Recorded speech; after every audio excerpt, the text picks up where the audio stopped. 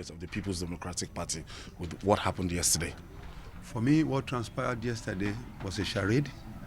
There is no way I am going to extend a congratulatory message to anybody because of the manner the election was conducted and the processes that led to that day of the election.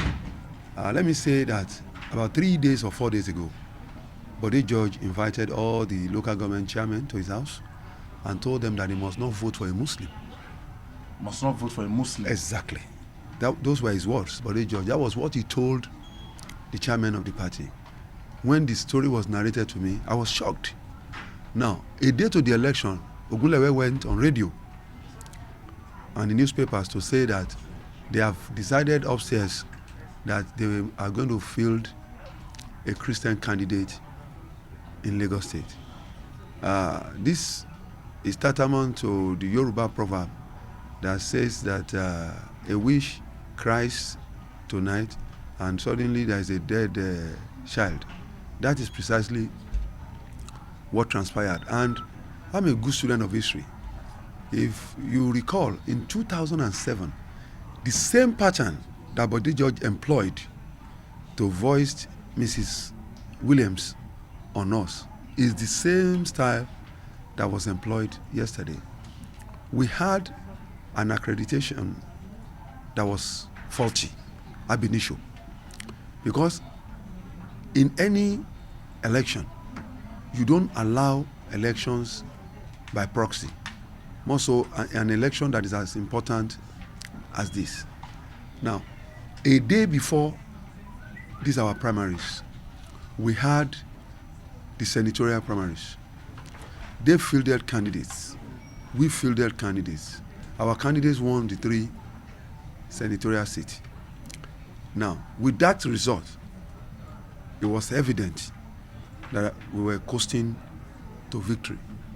But Bode George colluded with some elements at the party secretariat at the national level to come and execute a predetermined position. And that was what played itself out.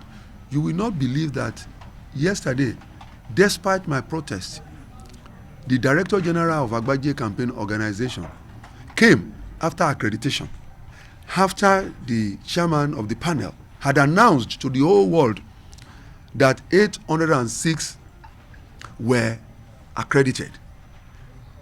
And everybody had voted completely and gone, because the system was for you to vote and go out.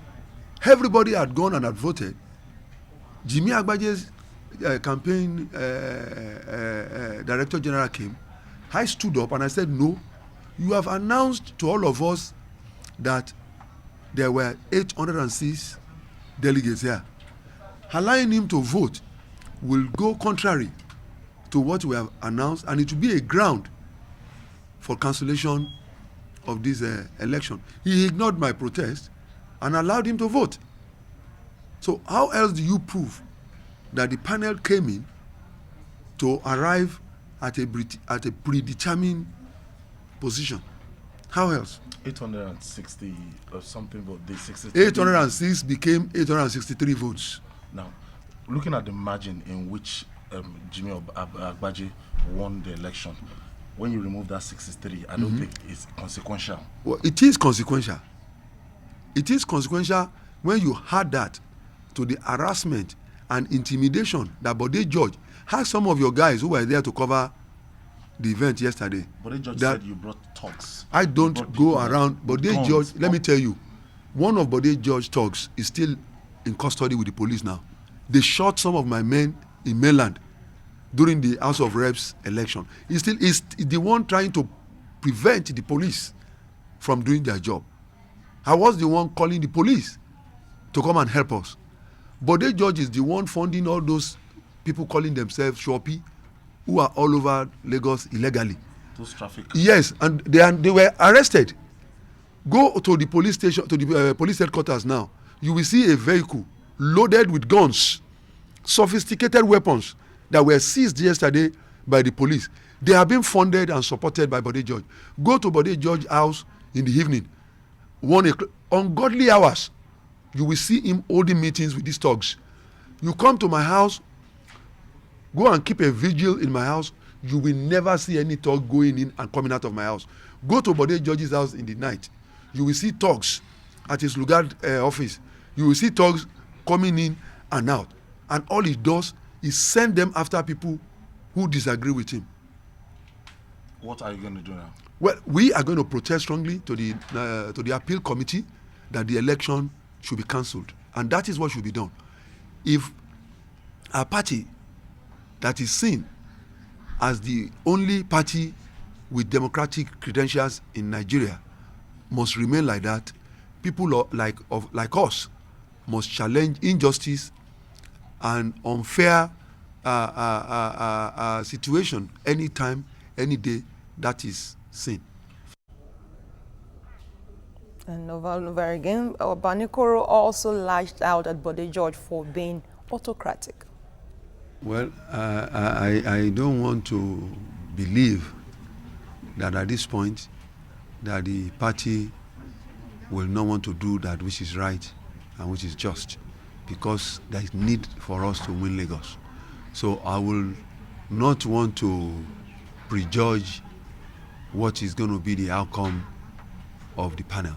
But let me say this, because it is important for the good people of Lagos State to know, and even our party members, the only time that we had some semblance of peace in PDP was when Bode George was in prison.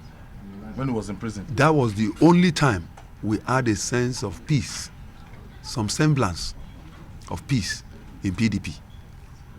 Before and after coming out, it has always been crisis galore. He always creates crisis because he's not democratic in any shape or form.